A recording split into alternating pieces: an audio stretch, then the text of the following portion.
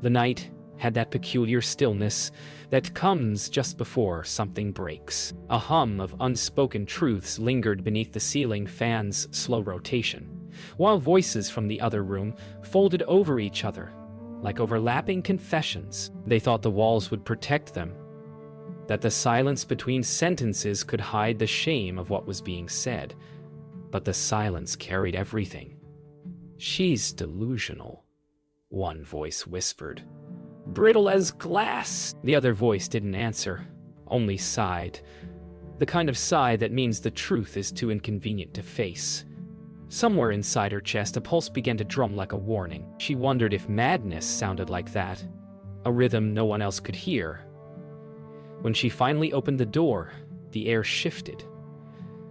The smell of coffee had gone cold. The photo on the counter faced backward now, as if it too couldn't bear to look. The office smelled faintly of eucalyptus and printer ink, the scent of productivity disguised as calm. He had arranged the furniture so that distance felt intentional, even kind. Every detail was curated for trust, and she hated him for how easily it worked. "You're not here as my partner," he said, voice clinical, practiced. "You're here as my patient." Her laugh came out hollow, a sound she didn't recognize. The clock behind him ticked too loudly, counting down to some unspoken confession. She wanted to tell him that betrayal didn't start in boardrooms. It started in the mind, with empathy turned into strategy. He asked her to describe her dreams, but she only described the sound of glass breaking over and over until he stopped writing. They returned home without speaking, the silence so thick it felt like a third presence in the car. The windshield wipers carved clean paths through drizzle that refused to stop. Mara watched her reflection in the glass, fragmented by raindrops, her own face an argument she could no longer win. When they parked, he stayed seated. "You should rest," he said, eyes forward. "You've been overstimulated." She wanted to scream that she wasn't overstimulated. She was awake. She had seen his therapy notes. She knew her name was written like a diagnosis. But she said nothing, just opened the door and stepped into the rain, letting it erase the difference between sanity and sorrow. By morning, her house felt rearranged. Not physically, but atmospherically, as if someone had tilted the world slightly off-center. The fridge hummed too loud. The air tasted metallic. She noticed small displacements. The keys moved from their bowl, her planner left open to a blank week. A post-it she didn't write, reading, "Trust the process." He was watching her even when he wasn't there. The thought didn't frighten her anymore. It steadied her. She began writing everything down, not as confession, but as evidence. Each word a lifeline back to herself. Each page a map out of his carefully constructed maze. He arrived late that evening, carrying the smell of rain and the weight of his own lies. She had dinner ready, 2 plates, untouched. They sat across from each other, performing civility like exhausted actors. "You talked to the board?" she asked. "They're concerned," he said carefully. "They think you need more help," she smiled then, a small, terrifying smile. "Funny," she whispered. "I was about to recommend the same for you." The silence stretched until it felt like music, until every nerve in the room vibrated with recognition that they were no longer husband and wife, nor therapist and patient, but 2 adversaries sharing a heartbeat. The walls of the office no longer looked like walls. They looked like witnesses. Every framed certificate, every shelf of psychology texts seemed to whisper the same word beneath their breath: complicity. Mara sat alone in the chair where she had once been dissected under the guise of therapy, her fingers tracing the edge of his desk, the space where he'd written about her. She didn't need to look far. The drawer opened too easily. The kind of ease that comes from arrogance. Files, all labeled in his clean, even handwriting, lined up like confessions. Her name appeared not once, but 4 times, each folder a version of her rewritten by him. She opened the first, scanning the phrases: paranoid ideation, projection of guilt, emotional instability. She almost laughed. Each diagnosis was a defense for him, not her. She whispered his name into the empty room, and it echoed like a prayer or a curse. She didn't go home that night. Instead, she drove to the river, their old thinking spot, back when ideas had felt like shared oxygen. The bridge lights shimmered on the dark water, hypnotic and indifferent. She opened the files again, this time reading slower, letting every phrase bruise her into clarity. Her voice recorder clicked on, case file. Entry 1, she said softly. Subject, me. Diagnosis, betrayed. Her reflection wavered in the water, fragmented by ripples and passing headlights. Somewhere behind her, a car door closed. She didn't look back, didn't flinch. If you're here to watch, she said into the night, you might as well listen. The next morning, James sat before the board, feigning calm. They watched him like surgeons watch a patient whose heart might stop at any second. It's a difficult situation, he began. She's been unwell for months. The words fell easily from his tongue, practiced from countless rehearsals in the mirror. But across the table, Lucinda, the firm's CFO and Mara's quiet ally, slid a single USB drive across the polished surface. We've reviewed her recordings, she said. They contradict your reports. His throat tightened. The boardroom's silence became a verdict in itself. For the first time, James looked small inside his own architecture. Mara stayed hidden for 2 days, her phone off, her heart a quiet metronome of anger and control. In the motel room, the wallpaper peeled like old secrets. She organized her evidence. The recordings, copies of his reports, a photograph from their company's early days. She played the audio again, listening to his voice, analyze her emotions like data points. It was almost clinical how he misrepresented love as pathology. But she wasn't breaking anymore. She was cataloging. Every lie became an entry.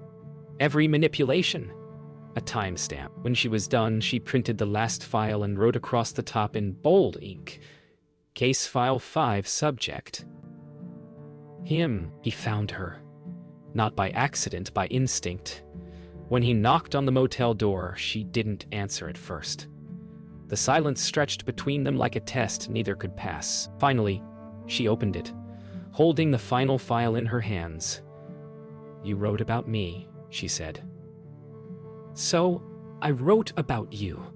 His expression faltered, that carefully constructed calm beginning to fracture. She laid the file on the nightstand, next to the recorder still blinking red. If they called me crazy, she whispered, then let's see what they call you. And for a heartbeat, he saw it, not madness, but clarity. The kind that can destroy reputations. The board called an emergency meeting, but the silence that filled the room spoke louder than any agenda. James sat at the far end, hands clasped, posture rehearsed, waiting for control to return like an obedient dog. It didn't. The recordings Mara had leaked, her voice calm, factual, undeniable, played through the speakers. Patient identifies therapist as source of manipulation. Echoed the audio, sharp and unflinching. Every sentence he had written against her became evidence of his deceit.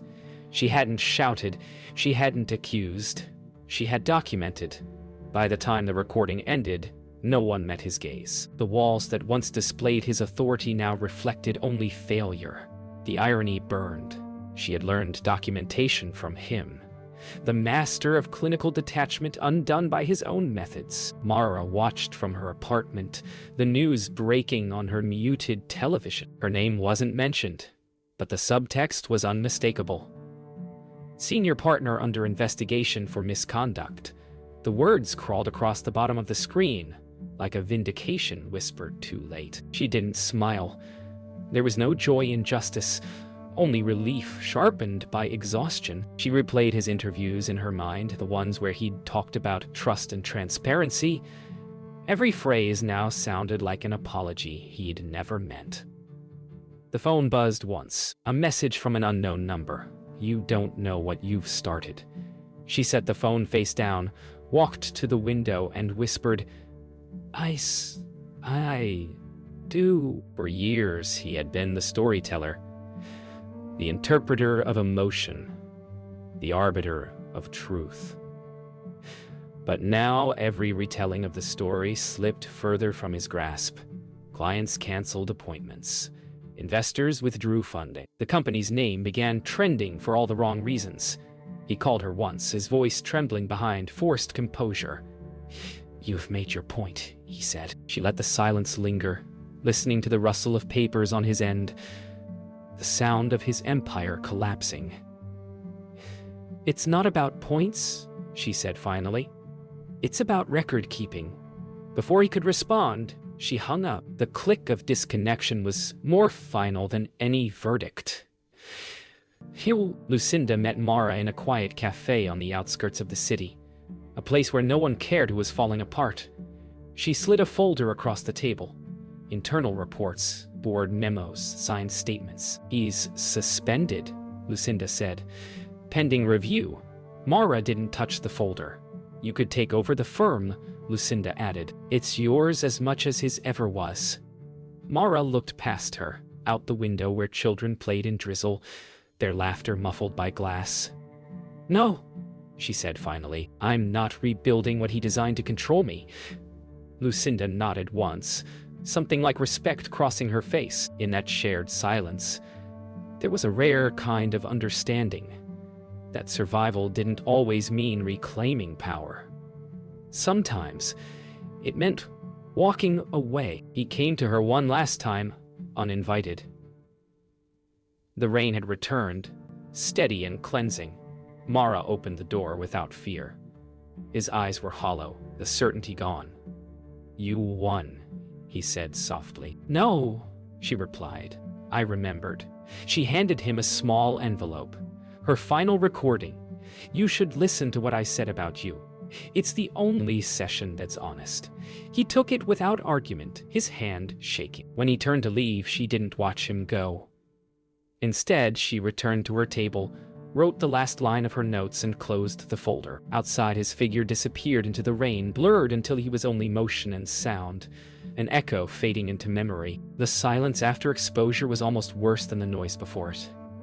Mara woke each day expecting relief, but instead found the edges of her world still trembling, as if vindication had loosened more than it repaired. The apartment held its breath around her.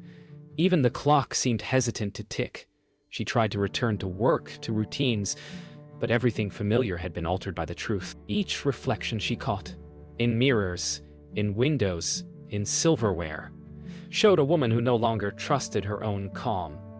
One evening, she caught herself rehearsing conversations with no one in particular, the way he once had. "You're free," she whispered to her reflection. But freedom, she realized, demanded its own proof. James' office had been cleared out by the time she returned the keys. The room looked smaller now, stripped of authority and smell. No coffee, no cologne, just dust and faint antiseptic. She stood where his desk once was, trying to feel anger, but all she felt was distance. The city hummed below, unaware that an empire had fallen on this floor. Her eyes drifted to the empty shelf where their first business plan had sat framed. She had thought success would protect her from vulnerability, but it had only disguised it. In the sterile emptiness, she whispered goodbye, not to him, but to the version of herself who once believed that partnership meant safety. James sat in a rented room on the outskirts of the city, the kind of place where no one asked for a name, only payment. He watched the rain trace uneven paths down the window pane, thinking how easily stories changed when told by someone else. His phone buzzed with messages. Legal counsel, reporters, silence in digital form. He didn't answer. On the dresser lay the envelope she'd given him. He hadn't listened yet, afraid of what her voice might undo. When he finally pressed play, her tone was calm, unbroken. "For every word you wrote about me," she said, "I wrote one about you. The difference is mine were true." He closed his eyes, and for the first time didn't argue. Lucinda visited Mara a week later, unannounced. She brought no news, no advice, just 2 coffees and a question that sounded more like concern. "Do you ever miss it?" Mara laughed softly, a sound without humor. "Which part? The success or the chaos?" Lucinda shrugged. They were the same thing, weren't they? For a while, they sat in silence, 2 women tethered by the same man's shadow. Lucinda finally said, "You could build again if you wanted to?" Mara shook her head. "I am," she replied. "Just not with blueprints." The words hung between them, tender and unresolved. The beginning of something unspoken, maybe healing, maybe something harder. That night, Mara dreamt of a mirror. In it, her reflection blinked a moment too late. Delayed, deliberate. The room behind her was filled with light, but she stood in shadow. "You're not me," she whispered, and the reflection smiled. When she woke, dawn had already begun creeping through the curtains. The city outside felt gentler, the air less weighted. She walked to the window, touched her own face in the glass, and finally saw something she hadn't in months. Recognition, not distortion. She picked up her notebook and began writing again. This time not as evidence, but as remembrance. Outside, a new day waited. Indifferent but possible. Mara didn't plan to return home, but grief has its own calendar. Her mother's voice on the phone was soft, uncertain. "He's gone." Her father's absence hit like a quiet echo. Not pain exactly, but gravity returning to its rightful pull. The funeral was small. Familiar faces arranged in polite sorrow. She hadn't seen many of them since before the scandal, yet no one mentioned it. They talked around her instead, as if she were a fragile memory. As the priest spoke, she stared at the casket and realized how much of her life had been built on men explaining her. Fathers, partners, professionals. This time, she didn't listen. She was composing her own eulogy inside her head, one not for him, but for the woman she'd stopped apologizing for being. After the funeral, the house felt smaller, every object weighed down by memory. Mara walked through the hallway where old photographs still hung crookedly, the same ones that had watched her childhood become ambition. Her mother followed silently, her steps uncertain, her silence less about disapproval now and more about recognition. "You remind me of him when you're angry," her mother said finally.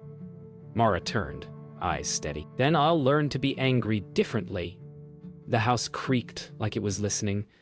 In the living room, a box of her father's things waited. Ledgers, notes, sketches of a life half-lived. She picked one up and smiled faintly at how meticulous it was. The need for order, she thought, was the inheritance that had broken them all. That night, James called again, not for forgiveness, but for acknowledgement. His voice was slower now, humbled. "They're dismantling the company," he said. "It's over." She waited, letting the silence stretch. "You built it," she finally said. "I just learned how to survive inside it." There was a pause, then the faintest tremor in his voice. "You were never crazy?" The words landed like an overdue letter, with no return address. "No," she whispered. "I was accurate." When she hung up, there was no anger, only the quiet satisfaction of a truth no longer needing to be shouted. Days later, Mara found an old letter from her father addressed to her, unopened, yellowed at the edges. It wasn't sentimental, it was practical, a blueprint for how to maintain the family business after his death. Yet, between the instructions, there was a single line written in his small, slanted hand. "Don't let what you build own you." She folded the letter slowly, her throat tight. She realized he had been warning her long before she'd needed the warning. For the first time, she didn't feel haunted, only seen, from a distance that didn't hurt anymore. She stepped outside, letter in hand, as wind picked up, scattering leaves across the porch like restless thoughts finally set free. Forward! She left the house at dawn, not running away this time, but carrying something forward. Her car was packed lightly. Notebooks, her father's letter, the recorder that had once documented her pain. She drove until the city reappeared in the distance, its skyline softened by fog. A new firm awaited her there, one she was building slowly, ethically, deliberately. Not therapy, not architecture, but something in between, a space for stories that refused to be rewritten. She parked near the river where it had all started and watched sunlight break over the water. "You called me crazy," she whispered, not with anger but gratitude. "You made me remember I was real." The water rippled back, like applause. The article went live at dawn. Whistleblower exposes psychological manipulation in corporate practice. Mara hadn't written it, but she knew every word. The journalist had pieced her story together from documents she'd leaked, reinterpreting her pain as bravery, her caution as strategy. She read it once, twice, and then stopped halfway through. It wasn't her voice anymore. The truth had been published, but something essential had been lost in translation. The quiet, the ache, the parts that didn't make for headlines. Her story had become public property, and with that came a strange form of exile. She wanted to be angry, but all she felt was distance. From her own survival, from her own name. James saw the article too. His name was redacted, but omission did not equal absolution. Reporters camped outside his apartment, cameras waiting for contrition. He gave none. Instead, he sat before his old recorder, the one he once used for session notes. "For the record," he began, voice rough from sleeplessness, "I believed what I was doing was right." The sentence hung there, absurd in its simplicity. He pressed stop. "Then start again." "Correction," he said. "I believed what I was doing was necessary." He repeated the exercise until even he no longer believed himself. The tape spun, documenting his unraveling, one confession at a time. Lucinda called Mara to warn her. "They're reopening the case," she said, "for media ethics, not for guilt." Mara laughed softly, disbelief tinged with exhaustion. "So now my truth is a commodity." "It always was," Lucinda replied. Silence followed, warm and bitter. "Want interviews," she continued. "Documentaries, panels." Mara looked at the recorder on her desk, the one that had once captured every tremor in her voice. "Maybe it's time they heard the parts I never played." Her tone wasn't defiant. It was steady. She wasn't reclaiming her narrative. She was rewriting its ownership. The interview took place in a soundproof studio, microphones, cables, and still air. The journalist across from her smiled gently, rehearsed empathy in every gesture. "You've been called resilient," he said. "Do you agree?" Mara smiled back, slow and measured. "Resilience is what people call you when they need your pain to inspire them." The journalist paused, unsure whether to continue. She leaned closer to the mic. "I don't want to be inspiring," she said. "I want it to be remembered accurately." The red recording light blinked in rhythm with her heartbeat. For once, the record was hers to shape, not survive. That night, she listened to her own recording, not the interview, but the sound of silence after it ended. Breathing, shifting, the faint hum of lights, it all sounded strangely alive. It all sounded strangely alive. She realized confession wasn't about admitting wrong or right. It was about taking back the narrative pulse. She opened her notebook and wrote, "The truth is only dangerous when told by the wrong mouth." Then she turned off the recorder and sat by the window, watching city lights pulse like distant Morse code. Somewhere in that quiet she found peace. Not from being believed, but from finally speaking in her own rhythm. Months passed before the world forgot her name. The scandal faded into new ones. The headlines replaced, the outrage spent. Mara walked through the city unnoticed now, her anonymity restored and strangely precious. She still checked the news sometimes, not out of fear, but curiosity, watching how truth always decayed into narrative. At night, she reread the transcripts of her own interviews, tracing her words like fragile fossils. They no longer hurt, They simply existed. One morning she woke without dread and realized healing didn't sound like triumph. It sounded like quiet. She made coffee, opened the window, and let the air move through the apartment without resistance. For the first time, she didn't brace herself. James taught part-time now, evening classes in psychology, the irony unnoticed by his students. He spoke less about theory and more about empathy, as if rehearsing an apology in academic form. After each lecture, he lingered alone in the empty room, erasing the board meticulously, unable to leave smudges behind. One night, he found himself writing her name in the corner. Small, discreet, erased immediately. It wasn't love. Not anymore. But the residue of recognition. He realized then that his punishment wasn't isolation, but remembrance. Every truth he'd twisted now haunted him, not as guilt, but as understanding he could never unlearn. Lucinda invited Mara to a small gathering. An art show featuring installations about truth and reconstruction.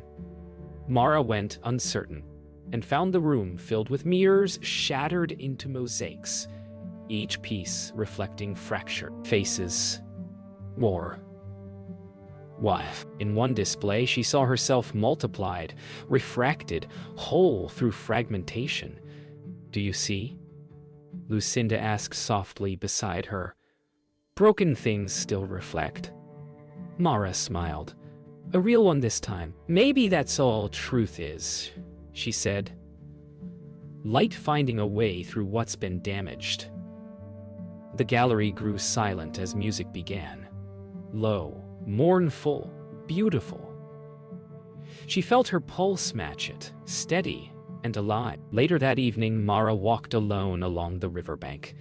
The same river where she once recorded her confession now shimmered beneath city lights.